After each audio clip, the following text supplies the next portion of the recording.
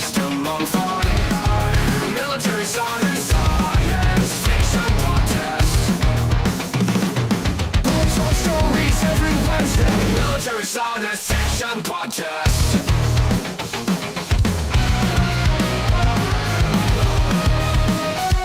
Discussion, interviews, reviews, and rants. Military science fiction podcast. Welcome to the Military Science Fiction Podcast. I'm Rick Partlow, and this is my minion, Jeff Haskell. And today we have on a very special guest, Kevin Ikenberry, who has written the very successful Buzzer War series, among others. How many books you got in total, Kevin? 33 right now. There you go. You're not quite to my level, but you're running neck and neck with Jeff. But, Pretty much. Kevin was a tanker and also was in the Space Force, right? Space operations in the Army, but space operations. Okay. It's a branch now. We actually have our own branch. And he wants to talk today about leadership and command relationships in military science fiction, which we have skirted the edge of several times, but we're going to go in depth with it with Kevin here today. So everybody give him a big round of applause.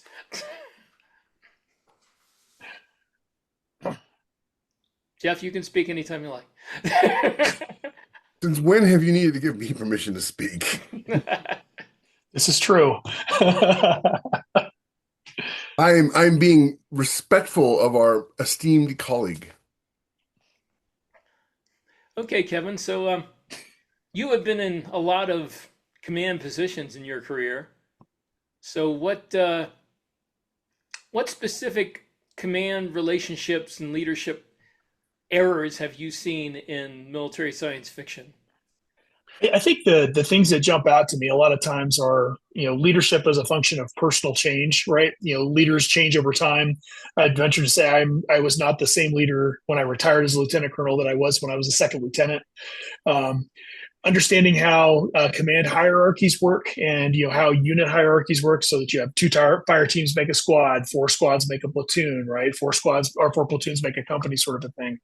And really just how interpersonal relationships work on a professional level between officers, non-commissioned officers, regardless of their specialities, whether they're fleet sailors or ground pounders, anything along those lines. So just those types of things are the things that kind of pop to mind.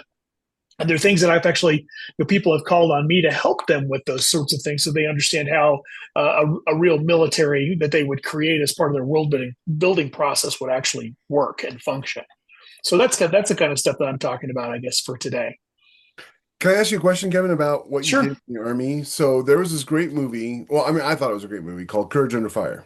Mm-hmm. Denzel Washington, and he was a tank commander. Is that kind of what you did?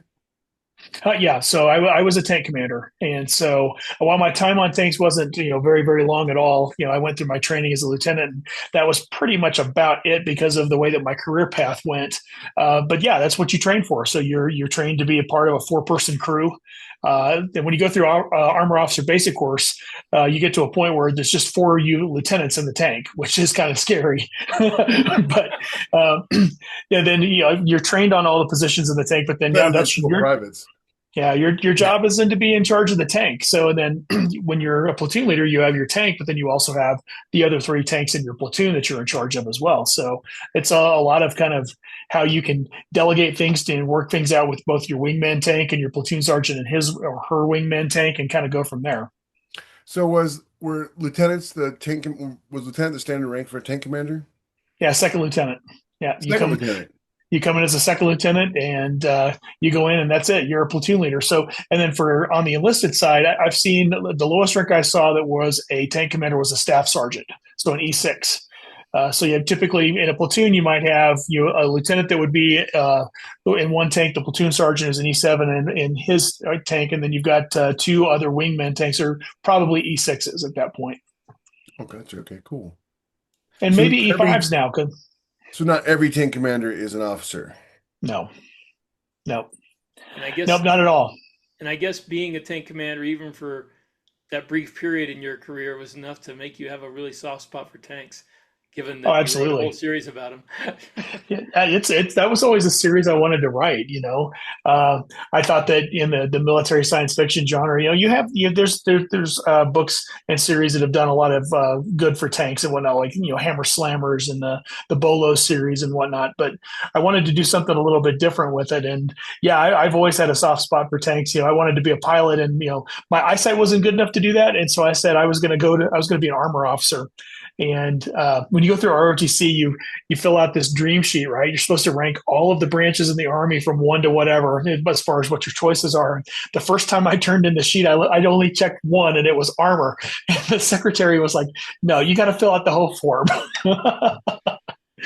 So I did, and it was a lot of fun to go through the armor officer course and to learn how to shoot, move, and communicate a tank. It was honestly, it's kind of funny. Before LibertyCon this last week, I was at I went and had breakfast with one of my college roommates who was my roommate at OBC. And we talked about how all the things that we experienced there are still so top of mind and so fresh because of that experience. It was pretty amazing.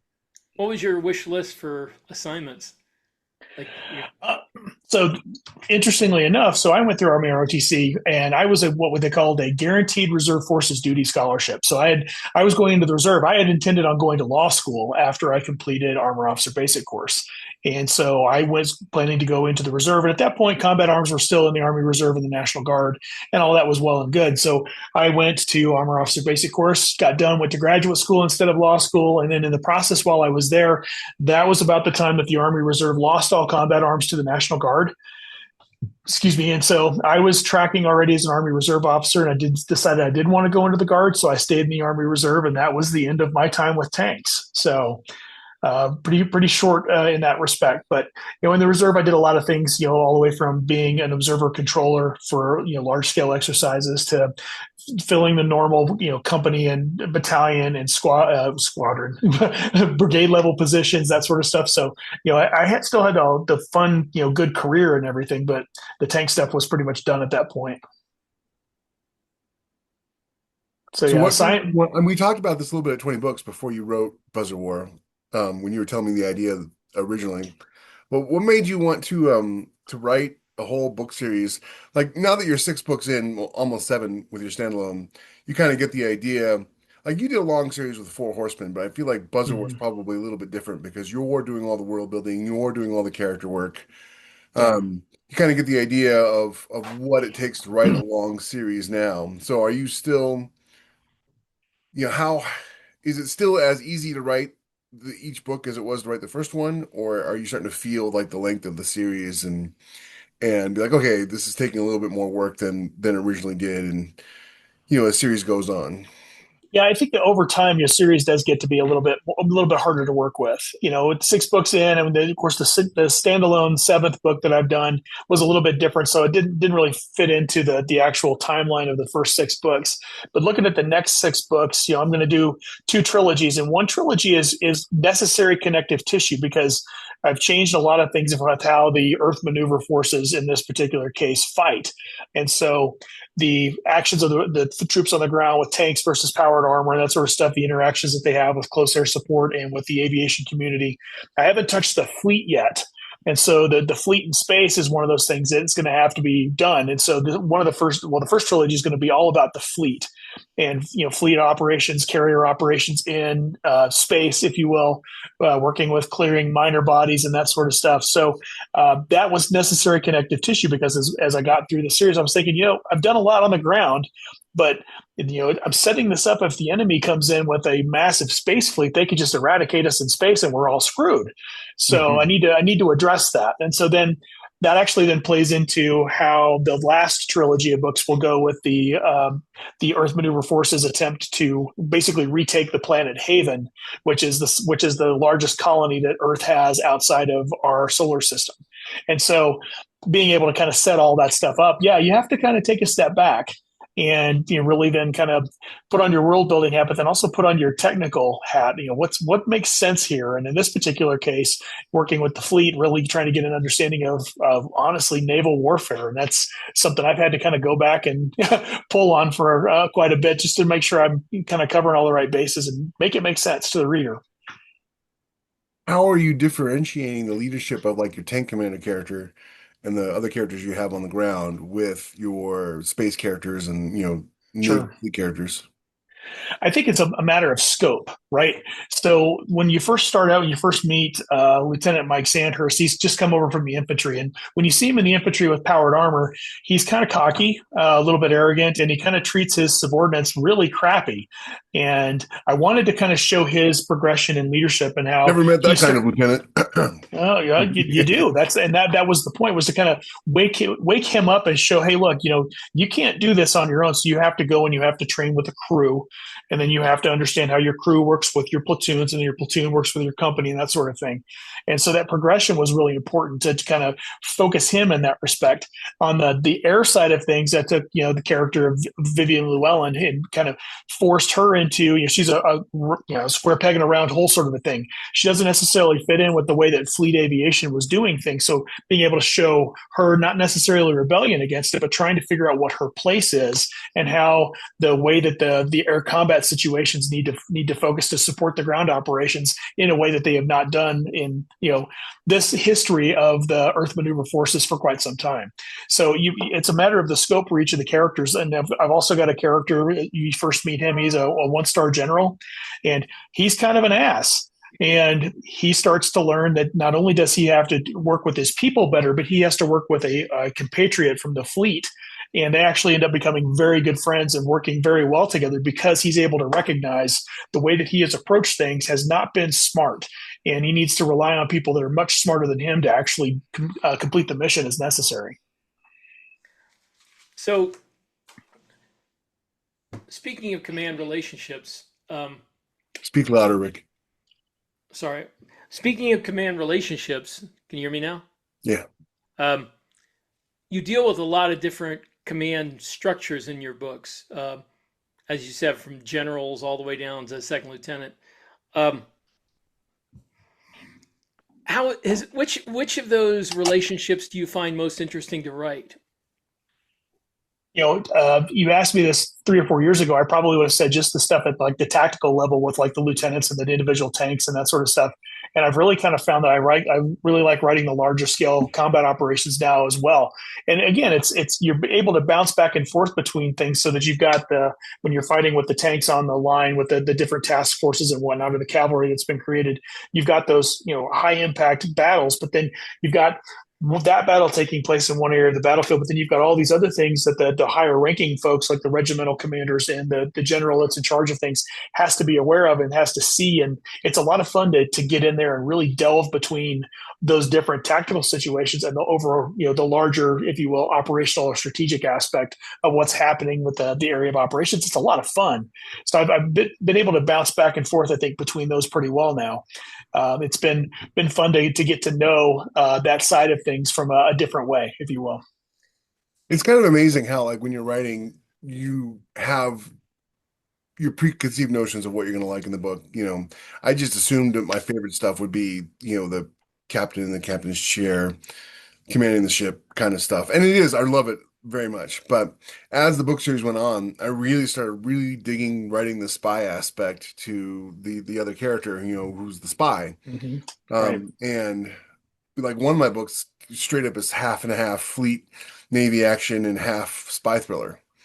Mm-hmm. And it's funny how like you're writing that and you're like, okay, I'm just going to add this part in, like you were saying, the generals and stuff like that, and to give it scope, and then it ends up being like something you really, really enjoy. Could you write a whole book like that? Probably not, because it all works together.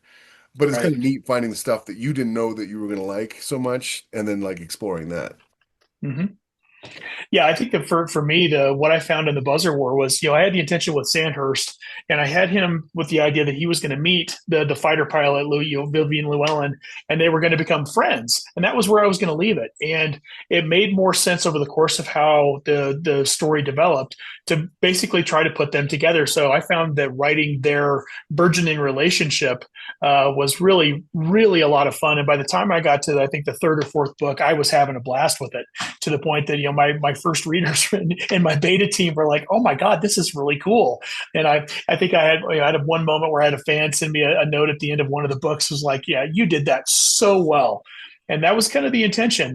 Yes, I can do the combat stuff and I can do the ground pounding tanker stuff, but But making I'm that also a interpersonal romance writer.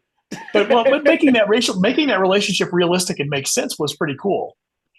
Yeah, absolutely. The relationships, the thing is like, yeah, the action is wonderful and everything. It's great when you can do that, but that's not what draws people to a book series. It's not what keeps them to a Mhm. book series.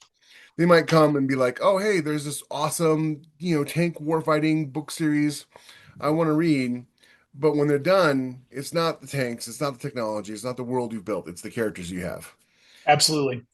Although I And they stay Absolutely. for have that. had readers in reviews who have complained about them being in relationships in the book. Hmm. Yeah, That I they mean, go ahead. I look at reviews. When I very early on in the process, I had one of my mentors basically said, "Go look at the 1-star reviews for the Grand Canyon. You're never going to please anybody because it's too hot or there's too many flies, there's too this or there's too that. You're never going to please everybody. So you have to write the story to the what you're wanting to do." It's too hard to And climb out of. well, This is going to sound really bad, but I have a method in my madness. I only look at the 5-star reviews yeah, because I figure if somebody complains on a 5-star review, that's legitimate. Like yeah. they're a fan, they care about the series, except for that one guy who left me a 5-star review and then rewrote the book in the review. But but if a fan leaves a 5-star review and they say, "I loved all this, this, and this, but I wish he'd done this differently," that's like a legitimate. Anything Mhm. below that, like a 3-star review or a 1-star review, their opinion, I don't want to say it doesn't matter, but they're coming from a place of they didn't like this, they didn't like the book like They're probably at not going to read the base next one. level, right? Maybe they Yeah, don't even like science fiction. Um, yeah, so I just ignore those because they're kind of pointless to read. yeah. I agree. I Kind of agree. like Grand Canyon. Though my favorite 5-star review for the last book was because the last book was called The Longest Battle, was simply like the battle could have been longer. I thought that was pretty Not great. the longest battle. It's only like the third longest battle. I think early on, one of my other books, I, the 5-star review consists of at least he got the call for fire right. I was good with that. I So what am is something about writing these books that you have learned about leadership as you've written them? Leadership is something that's everybody's responsibility. Even to the point of like the individual tank crews. Like when you take Sandhurst out of his tank, he's got 3 of the people in the tank, and they have to work together. And you've got his gunner through most of the series, who repeatedly he's asking her, you need to move up. You need to be a tank commander of your own. You're going to be a platoon sergeant someday. You may be a company first sergeant one day. And she doesn't want to do it. It doesn't want to do it. And then he makes it where she has to do things, and he puts her in that place. And suddenly she realizes, I'm actually really pretty good at this stuff.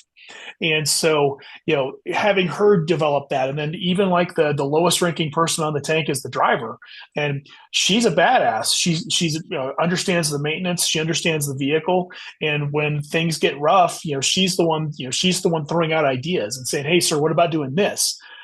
She's a technical expert. She understands the overall fight. Sandhurst has made it where everybody on the tank can hear all of this communications. He's opened up the channel so everybody understands what's going on from a situational awareness perspective, and it really forces all of them to grow and develop over time, which is a lot of fun to write. You can stay with the idea of Sanders being in leadership and he has to make decisions with the platoon sergeant and they have to do the leadership and filter things down, but it's a lot more fun to show the other characters developing along the way too. Yeah, absolutely. I agree.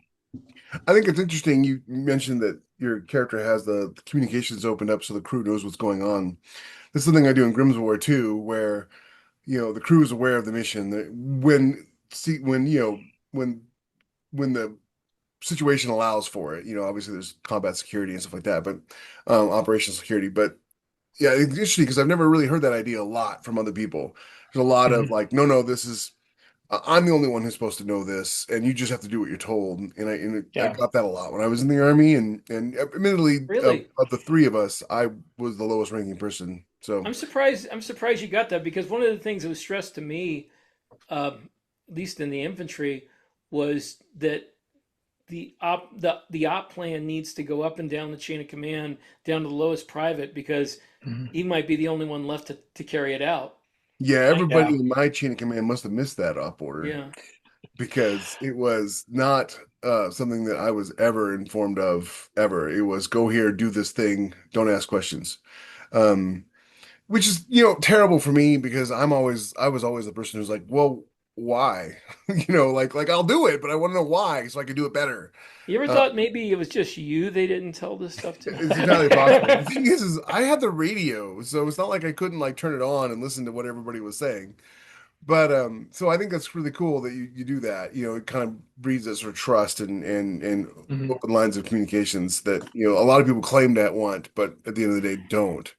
So I do think that makes for good leadership because when you trust your leaders, when they do tell you like, "Hey, we have to do this thing, it's going to be really hard," and but we have to do it, they're a lot more likely to do it than if it's like Yeah. they're not robots. Yeah, and disseminating the plan up and down the chain of command is exactly what I was taught too, Rick. That's what you're supposed to do. And then I always wanted in the tank to take it one step farther because when you're on the intercom system, all you can hear is each other, and only the commander typically can hear what's on the different communications box. And it's a thing where you had to actually, well, at least in that day, you had to switch manually back and forth between channels. And I always thought it was something where if you have this advanced platform with this advanced communication system, you've got a communication specialist because it's an auto loading tank now. So that other position is not necessarily a loader. So they should be able to hear what's going on and kind of be a backup. And you just expand that down to the rest of the crew so that everybody can hear it if they want to. If they need to just focus on gunning and driving the tank or whatever else, that's fine. But otherwise, you have it where everybody's involved and can hear what's going on. So your tanks and your buzzer war books are auto loading. Yep. Yep. The They're new auto loading. I know that the United States military resisted that for a long time when Europe went to auto loading tanks. I know the Yeah. new what do they call them, the M1Es or whatever, are going to have three-man crews because they're moving to auto loading. And Yeah.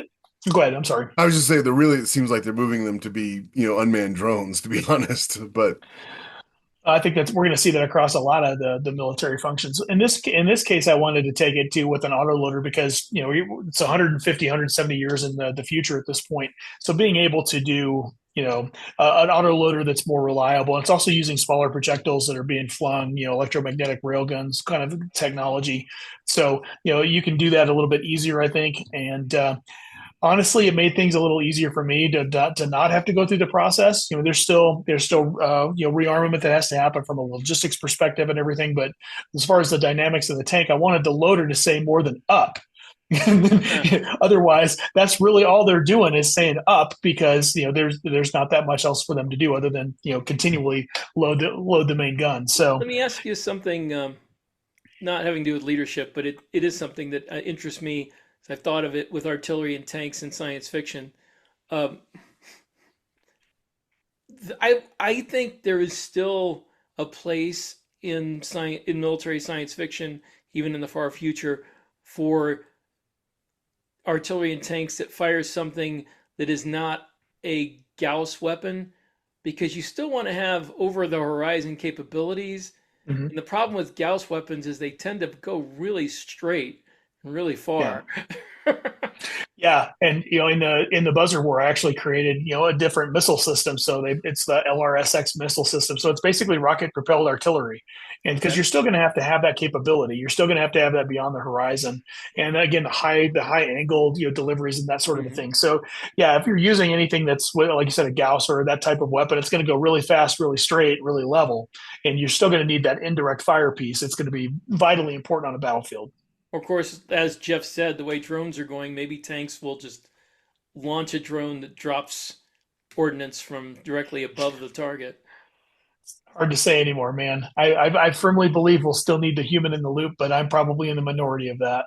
no, my and I'm well documented on this. I don't believe drones are the future of warfare because they're too easy to counteract. I mean, it's just we already had Jeff systems in believes that place. children are the future. We already had systems in place to destroy missiles, and drones are nothing but slower missiles. So Yeah. the C-Rams and the Seaways have proven to be highly effective against drones. Not to mention, the S2s and all the missiles that we have. And Right. I think one I of the just don't, reasons that people are so impressed by how well drones have done is that we're seeing videos of it, and it's the Russians. yeah, we're seeing videos of people with armies that are basically 40 years old with 40-year-old technology. No, 80-year-old technology at this point, fighting using drones. It'd be like going back to World War II and giving them, A-10 Thunderbolts, and we'd be really impressed Right. with A-10 Thunderbolts until somebody with a manpad showed up. So it's like Right. I just don't, especially as the rest of the world's communications capabilities gets better. I think the Ukraine war was kind of eye-opening with how advanced our commo systems are, and the fact that the Russians couldn't use their own comm systems while jamming, and we can. So it was kind of crazy to see that. But I think as the rest of the world's communications capability gets better, the reliance on any kind of remote control devices will be limited. And I just don't see it being sustainable beyond very specific, situations. I certainly don't see Well, I someone think handing that there's going to a tank come over to a, it.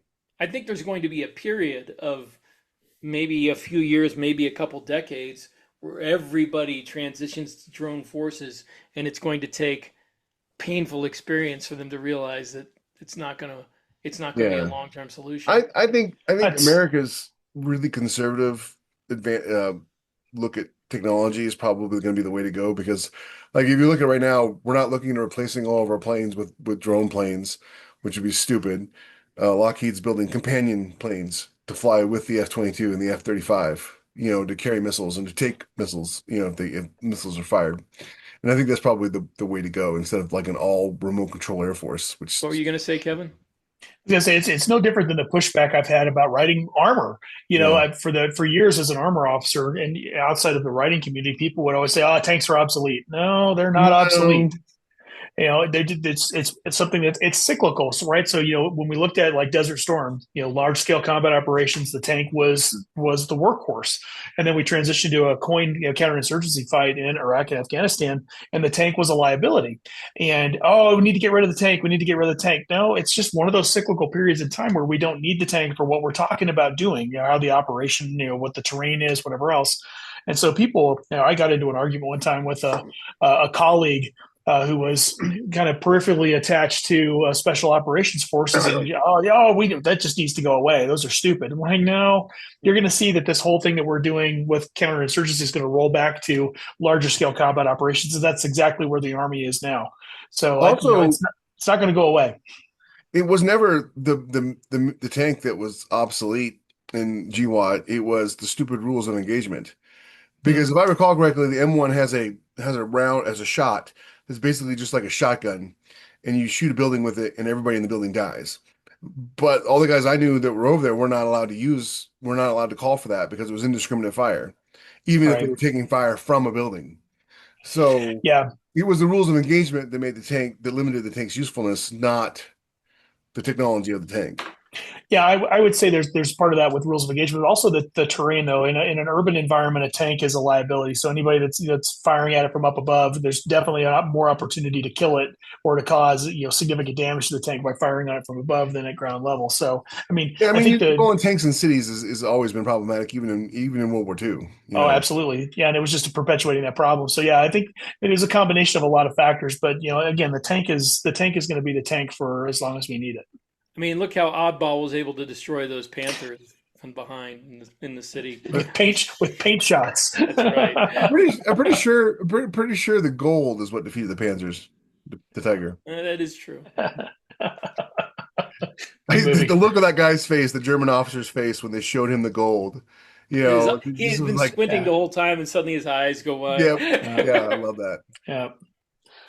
Love that movie. Good movie. Um, the So I just think it's let me interesting ask is you that a when quick people talk question. about obsoleteness of military, they tend to look at it from a very specific point of view. There was a long time where people were like, well, we don't need, I mean, this is back in Vietnam, we don't need guns on aircraft anymore because it's all missiles. And look how well that turned Right. out, you Yep. know. So let me ask you, Kevin. We talked about how command and leadership relationships have been portrayed badly in some military science fiction. Do you have an example of science fiction you've read or maybe watched? Although it's even rarer to find good stuff with military in a movie or TV than it is in a book. But that example of it done well. I think, when you're looking at like film and video or media of any type, I think you're going to have some good with some bad. I think there's some really good moments in Battlestar Galactica, the reboot, and there's also some moments where it's kind of sketchy. But when you're looking at how they're developing the situation around them, trying to get the intelligence piece, but they're also deploying the air assets and whatnot, and the communications that's taking place in their intelligence and information center. That was really well done. So there's good and bad in there, right? One of the panels we were on, Space Above and Beyond, came up at LibertyCon, and there's some good and some bad in that as well. And so you kind of take things as you go with those different areas. In books and whatnot, I will point back to a couple of things. I think there's some really good things that happen in series like Drop Trooper. I think there's some really good things that happen in series like Grimm's War. It's how individual leaders kissing up to the host is always a good plan, Kevin. I know. And I'm gonna. There's more I'm gonna touch on too. So all right, hold on one second. I gotta go promote Kevin's book here real quick. So it's how the individual characters are reacting in individual, believable and realistic situations. You get the same thing with David Weber in the Honor Harrington series. You get the same thing with John Ringo's books. You get the same thing in a myriad of different things. One of the recent series that I thought the leadership was really well done is the Uplink Squadron. It was Jeff Cheney and Chris Kennedy really breaking out how carrier operations really work well. So again, I think there's tons of great opportunities for those to be done. And you're still, every once in a while, you're going to come across something though that there's going to be that moment of, okay, this doesn't make sense, right? Or this is not something that is realistic, that might be being done for the plot or for whatever else. But for the most part, I think when you're putting realistic characters in realistic situations and they are acting real and responsibly, that's when you're going to have those good leadership moments.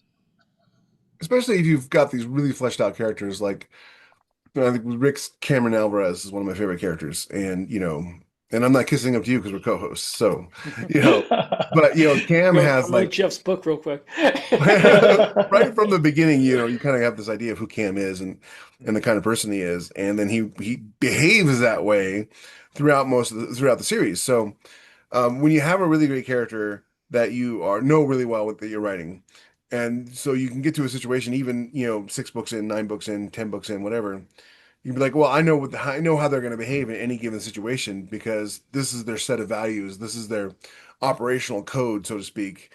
And you just have to like plug in the situation and see what the code spits out. And like, okay, this is how they'll behave. And I have found in my life that how people behave in stressful situations is who they really are.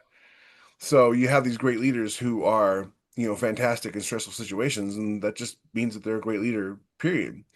But then you have people who are like, and I've written a couple characters like this just because you don't want everybody to be like this perfect role model leader or whatever, where they do all the right stuff in non-combat situations, but as soon as combat hits, they lose it because they haven't prepared themselves for it. Yeah, nobody's perfect.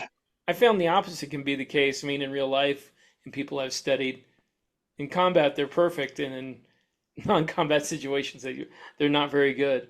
Oh no, that's I don't mean like perfect as the perfect person, but I just mean leadership wise, I know that's what I'm talking about though. That there's been throughout history a lot of people who excel in combat, and then they get to a peacetime or a rear echelon position, and they can't handle it. Yeah, one of my favorite movies for that discussion is actually Die Hard with the Vengeance? No. Live Free or Die Hard. Because you see John McClane 15 or 20 years after the last Die Hard movie. He's divorced. His kids don't talk to him or whatever. And he's in that car with that kid, and the kid's like, "Why are you doing this, man?" And he's like, "Oh, because there's nobody else here to do it." And he in that situation, he is the man to do it. He just sucks at every other aspect of his life. I was thinking of somebody like Pappy Boyington.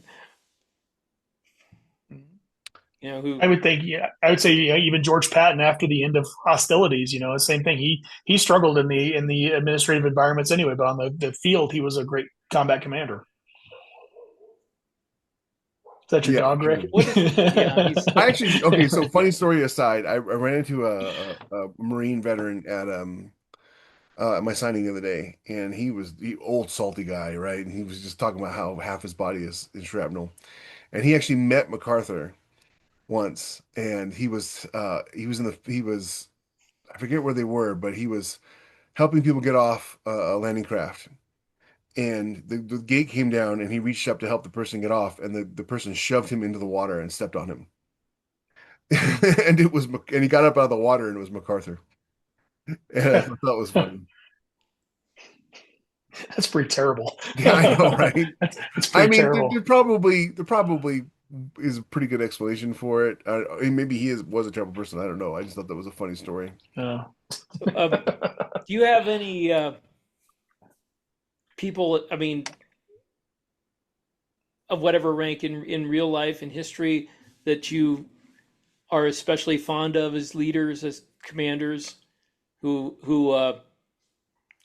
inform your work and you want to have your character stimulate? And there's is it I'm Audie sorry. Murphy, and why is he the best? Yeah. Yeah, I think again it kind of comes back to you're a composite of the different things that you experience, and I think for me one of the things that and I haven't done it very well in the buzzer wall, I admit it's something that I want to try to address in coming books is the logistics piece of warfare and how you've got to be able to get your supplies and people and ammunition and everything to the field in order to be successful. We have a couple And of podcasts on that, just FYI. I know you guys do, and I think it's for me. I was pretty shaped in the respect of looking at logistics from Desert Storm, and so you've got the Schwarzkopfs and the Colin Powells and whoever that all were involved in this big operation. And the reason why it was as successful as it was logistics more than tactics. And so that kind of stuff, when you start looking deeper across history at how these operations take place from a logistical standpoint, then it kind of frames a little bit different a little bit different I lost the word I was trying to get there. It frames your thinking a little bit differently about how things are happening on this planet. How are they getting replacements? How are they getting new tanks? How are they getting ammunition? Because Art. if it's going to be a long term campaign like what I'm going to try to do with the last trilogy of the Buzzer War in this particular instance, there's going to have to be a lot of logistical support to actually make this happen. So how does that work, and how does it inform what's happening on the battlefield? So looking at that sort of thing, looking at from the modern tank perspectives, looking at like the fight at 73 Easting with H.R. Somebody needs to McMaster. make a movie about that. Yeah, I mean the different ways that and those are areas where again tactics played a huge role, and it was not something that was a drawn up development of logistics. It was all of a sudden here's this situation that's come to play, and we've got all these assets to bring to bear. How do we do that quickly and decisively? And I think that kind of thing it needs to be framed out as well. I think one of the things that go ahead. I was going to say there's two things in the Gulf War that need to be made in the movies, and nobody's ever tried, and that's one of them, and the other is the Battle of Kafchi. Mm. I don't know if you're familiar with that, but yeah, it's that's what how do you film things like that? the one in Kafchi would be great. The guys are hiding from Iraqi troops in this deserted city. I mean, that's pure cinema. Calling in battleship, strikes from the ocean, airstrikes, barely staying ahead of the enemy. I think it's something where the scope of, especially like 73 Easting, the scope of that kind of fight is just, it doesn't, I don't know that it could actually be told well in film, just because there was so much happening so fast. How does all that put together? I think what tends to film well for that period of time is a lot of the special operations forces, and no hate given, but those kind of stories tend to play a little bit more towards the Hollywood motif of what's happening on a battlefield than traditional conventional weapons like tanks. I can do it. Give me a budget, I could do it too. But yeah, I'm just saying. I don't think it's so much that it doesn't play cinematically so much as that it's movies that get made tend to be the movies that are the easiest to make, and lowest common denominator of film. I met a special forces guy about a month ago or so ago. Really, really cool dude. He worked special forces, 5th Special Forces. He trained with Delta Force. He was ODA. He really cool dude. And he was telling me that I asked him, what was the most realistic Special Forces movie ever made? And his answer really surprised me because it wasn't a war movie. It was man, I had it in my head and I just completely forgot. What's it about? Because it was all about oh yeah, it was Magnificent Seven. He said that was the most realistic Special Forces movie ever made. Interesting. Because you had a group of highly trained individuals go into a town and teach them how to defend themselves against fight back. force. He said Well, every then the other Three Special Amigos Forces would have been a movie great made- Special Forces movie in that case. Huh? I said the Three Amigos would have been a great Special No, Forces he actually movie. that was the other one he mentioned was the Three Amigos. That was the other one he mentioned. Because he said that every other Special Forces movie made, even 12 Strong, all those movies, all their consultants are Navy SEALs. And the Navy SEALs have no idea what Army Special Forces mission is. And so everybody acts like a Navy SEAL in those movies, and they completely get it all wrong. And I thought that was really interesting, because I saw behind the scenes for the Navy SEALs TV show that David Boreanaz is part of or was part of. I don't know if it's still going on or not. And all their consultants are Army Rangers. So it's like, What about the I'm like, unit? that's really different. I should have asked him about the unit, though. I mean, the unit, dude, it was not particularly realistic to begin with. But Well, I mean, I did like it. They ruined it because they turned it into half a soap opera. But Yeah, that the part I couldn't stand, but I did like it. My favorite line from that TV show is, "My hand is 2 inches from your cold, dead heart. And if you come on my property again, you better have a friend who has a bugle and knows how to play taps." The first sergeant said that to CIA guy. I thought that was great. But anyways, the point is that it's the movies that get made aren't the movies that get made because those are the best stories or those are the best scripts. It was what can we get made that's the easiest. Yeah. And that's why when you have somebody who gets really passionate about a project and they really, are either famous enough or rich enough to drive it to make it happen, you end up with usually a pretty good movie, like Ridley Scott's war movie set in Mogadishu called Black Hawk Black Hawk Down. Black Hawk Down. There we go. Yeah. That did, a pretty good job of portraying the struggle that they had, Mhm. in that situation, even if he tried really hard not to blame people who were actually responsible for it, but whatever. So I'll stop ranting about movies.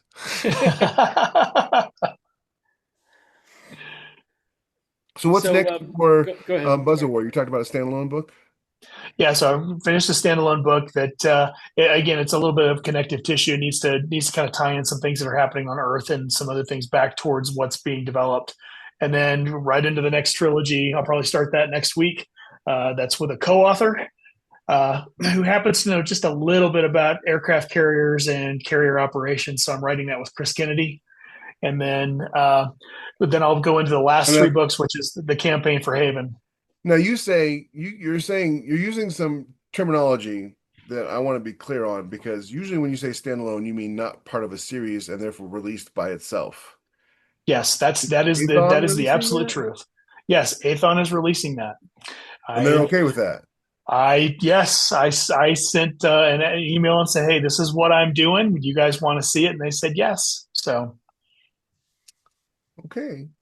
Yeah. And when you say other trilogy, do you mean just the next 3 books in the Buzzer War series? That is three books, or are you doing a whole new series? So the intention is that we're doing trilogies now. So the next trilogy will be all about the development of the new carrier strike group, and then the I next got that. But is it a new series, or is it books 7, 8, 9 in Buzzer War? That's a conversation for to have with Aethon, because I think what we're trying to do is you have 1 through 6 of the Buzzer War, and then we'll do trilogies for continuing stories after that. That's an interesting strategy. My recommendation would be to make them Buzzer War 7, 8, 9. I think that's still up for discussion, so we'll see. But I'm writing them as two separate trilogies at this point. So I know if they separate trilogies, one for each of you. I know Chris Fox did his big military sci-fi trilogy back in the day in like 2016 or 2017. I forget when it came out. He was huge, right? It was everybody was reading it, and the Void War stuff, and then he wrote another trilogy same characters set a few years after the first trilogy, but it was a new series and it completely flopped because nobody read it. Hmm. They didn't know about it, even though he told people about it and he used his newsletter and he advertised it and everything. But it wasn't until he connected it to be books 4, 5, and 6 of the previous trilogy that it took off and people read it. Yeah, I mean, if I had my druthers, it would be 7 through 12, right? And I would continue going from there. We'll just kind of see how it goes. Yeah, that's The usually entirely up to you. Just FYI. well, that was not the conversation I had with Athon, but I think we'll figure it out. Oh, okay. That's interesting. Yeah, because I would hate to write a book series in the Grimm's War, 3 more Grimm's books, and then it'd be like, oh no, this is a new series. No, no, Yeah, let's not do that. no, my intention is that it's all still Buzzer War. It is all still a part of the Buzzer Well, War that's series. cool. So it's just how we name it or whatever we do. I mean, I would still love for them to be books, 7 to however long I go. There's also some marketing stuff that they probably are aware of that I am not, that may come into play too, because marketing Yeah. is not my specialty. Writing is. So, Yeah, I don't know. I mean, again, we'll kind of figure it out and see where it goes. What's going to do the best for the trilogy or best for the storyline, I guess. you know what you got on the docket for after Buzzaware?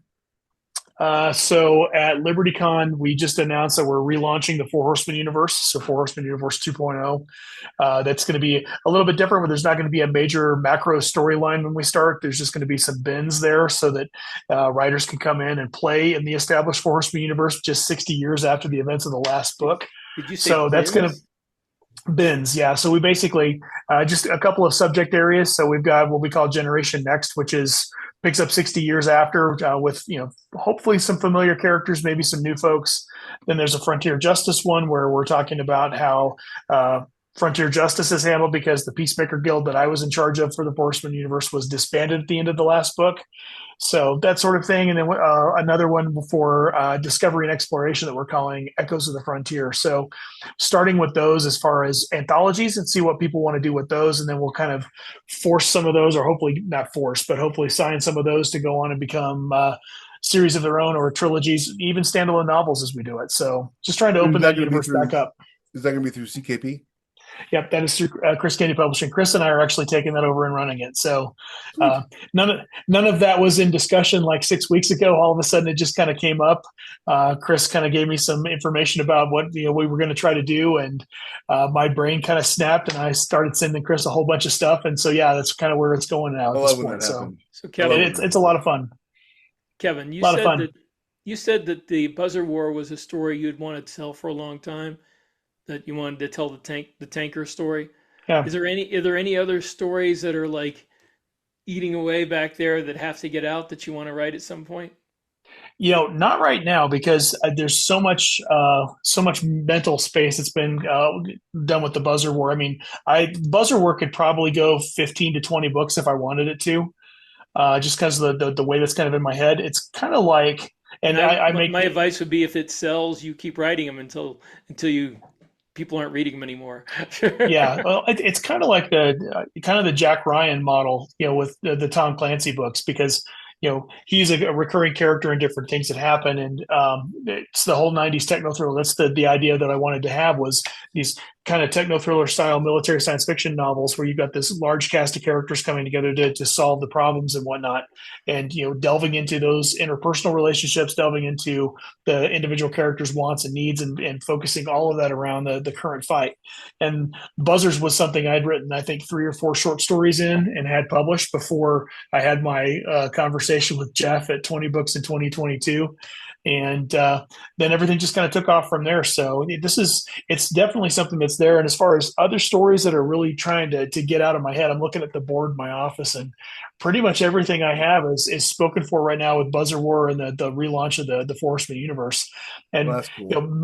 maybe there'll be something out there that will develop. I have no doubt that it will. It's just my brain is otherwise occupied right now for about the next year and a half. I do want to point out, I feel a little vindicated because I was so sure that military sci-fi needed a good tank story. When we were talking about it, we were up to like 3 in the morning talking about it, and it was such a great idea. I just everything you said about it was just so perfect. I was just like, you got to do this, and I'm really glad you did, and everything worked out the way it did because what a great series. Me And too. It has been phenomenal. yeah, fantastic covers too, just amazing covers. Thank you. That's one of the things I think I'm most proud of in my writing career so far. That all of my books that are published, I have designed the cover for them and then handed over to very talented people to actually make the covers. But yeah, all of them are based off of my sketches and designs and that sort of thing. So really, really Well, pretty that's cool. cool. Yeah, I've told people this repeatedly. You don't have to spend a lot of money to publish a book, but the money you do spend has to be on this cover because that is your number one marketing tool. And if the cover is the way it should be, then you will sell books. And half of my success is my covers. Oh, absolutely. You know, and so many people, I don't know, listen, if you're an indie author or if you're going through Athon will handle the cover and they do a really great job pretty much all the time with all the covers. But if you're an indie author and you're doing your own cover, do not make your own cover. You find a Mhm. really good cover professional and you let them do their magic and you pay them what they're Yeah. worth, you know. Yeah, have an idea in your head, right? I was when I first was coming up as a writer, I was told by the different writing conferences and whatnot I went to, it was like, oh, you'll never have any inputs to this, and you should never even try to think about what's going to be on your cover. Trad's different, right? You know, yeah. Yeah, and the first contract I got for my debut novel, Sleeper Protocol, had a cover art suggestion. Is there anything you're thinking for the cover art? And so thankfully I had. So I had a pretty good idea of exactly what I wanted to do, and at least what the vision was in my head. And they sent it off to the artist. They came back and we tweaked a couple of things, and it was pretty much what I wanted it to be. So I think you always have to have an idea of what you would want on your cover, and I think you need to study other covers, study what good cover artists are doing, so you can actually kind of see how the colors are used and how how a color is, how the composite is and what's actually there. Because when you get that ask, you don't want to then just go, oh, well, whatever you come up with. No, if you've got something in mind, you need to put it down on paper and hopefully see if your design or what's in your head can actually come to fruition. One of these days we got to have Rebecca on to talk about cover art because she's been to conferences and given multiple talks on it. But one of the things that she always says that what you're saying is absolutely true for 2 out of 3 kinds of people. So the 3 kinds of authors are people who know what good art is and know what makes a good cover, people who think they know what good art is but don't really know what good art is, and people who have no clue what good art Oh is yeah. but thinks they know it all. And so it's like, if you know what good art is and you're right, then great, come up with a cover design. But if you have a suspicion that you might be the person who has no idea what good art is, then leave it to your cover designer. Oh yeah. She actually Because had there are many a couple more years people back, out there who don't know what good art is. a couple years back, she had a guy who she was doing the cover for, and he had taken a photo of some ducks in his yard and put that on his book cover. And she did a cover for him. And he's like, I don't see how this is any better than the one I already have. And she was like, you're right. You don't see it. And it's just so that's the nice thing about going with Athon is you're guaranteed to get a good cover. Mhm. It's really important though if to get a good cover designer and listen to them and if they don't know what they're talking about, then you have not hired a good cover designer. So. Yeah, and I think it's also for an author that's upcoming. Go look at covers. Understand what you're starting to look at, because marketing is going to be something that every author's going to have to do at some point. Yeah. And so if you understand, what looks good as a thumbnail on Amazon, or what looks good on a shelf, what catches an eye on a shelf, that's going to help you understand that aspect of marketing. And maybe you can start to appreciate what good art is, and you can start to see different things. Even if you don't have a clue about art, when you walk into a bookstore, what covers are the ones that are calling to you? What covers do you go, oh man, that's cool. I want to pick that up and read the back cover, because that's what it's designed to do. And so I think that writers need to try to have an understanding, or at least learn a little bit more about that area as they get into the business, and then they hopefully can work with cover designers who have an idea of what sells and how to get that moment of recognition where somebody stops, dead walking. And I had this experience in Barnes and Noble, so it's always cool to see your book in Barnes and Noble. So the book I wrote for Bane, The Crossing, has an amazing cover by Kieran Yeah, Yanner. nice. And the book, when it was first came out, I went to the bookstore, and it's cover out on the shelf, and I just kind of sat there in the aisle watching people, and I watched three people out of five walk past and look at that cover and stop, and two of them came back and picked it up, which was pretty cool to kind of watch. So you want to have that response. You want to have that response, and again, as a writer, it's just one of the things I think we need to learn a little bit more about. I'm not saying by any means am I a great cover designer? No, but I've just had an idea of what I wanted, and I've turned it over to great people who have made it phenomenal work. Yeah, I've really been blessed because almost everybody who's come and looked at the cover of the first book is like, well, this is really cool. And then they ended up buying it because of the cover. Nobody's ever come over Oh, and yeah. said, that cover kind of sucks, but I'm going to read your book anyways. It's Yeah. always been like, that cover's Yeah. amazing. Yeah. All right, Kevin, where can people find you if they want to talk to you some more? What's your schedule, Sure. con schedule you got coming up, anything like that? Well, convention schedule, I am done for the year. I've got going to be settling in to write multiple projects here for the next couple of months. So I kind of front loaded all my stuff for the beginning of 2026, and nothing planned appearance wise until 2027. I have the Superstars Writing Seminar. I'm looking at my board. Superstars Writing Seminar in February. I'm going to be at the new FLS Con, which is the redone Fantasy. It'll be in Virginia Beach in April of next year, and I'm planning to return to Liberty Con in Tennessee in June of next year. As far as finding me, my website's kevinikenberry.com. You can sign up for my newsletter there. I'm on pretty much all the social medias at Kevin Ikenberry, so it's pretty easy to find me. Other than that, look forward to hopefully hearing from some folks and kind of hopefully establish more relationships and show you guys what's going on behind the curtain a little bit. And look for his series, The Buzzer War, on Amazon.com. And I'll have a link of that in the comments. Also, you can Available come to as Discord and talk to him. ebook, print, or audiobook, correct? Yeah, audio. The first book is out in audio. Second book releases on August 4th, so they're in production. Oh, nice. Who do you know who your narrator is? Graham Rowett is the narrator. Nice. Yeah. That's another thing that Athon I think does really well is with the narration. They've some great narrators. All right, everybody, don't forget to like, subscribe, and share the video. Check out Kevin's books. Let him know that we, can move a few books every once in a while. So if you like Rick and I's book, you'll like Kevin's. I promise. It is really good. All right, we'll see you guys next week. Thanks, guys.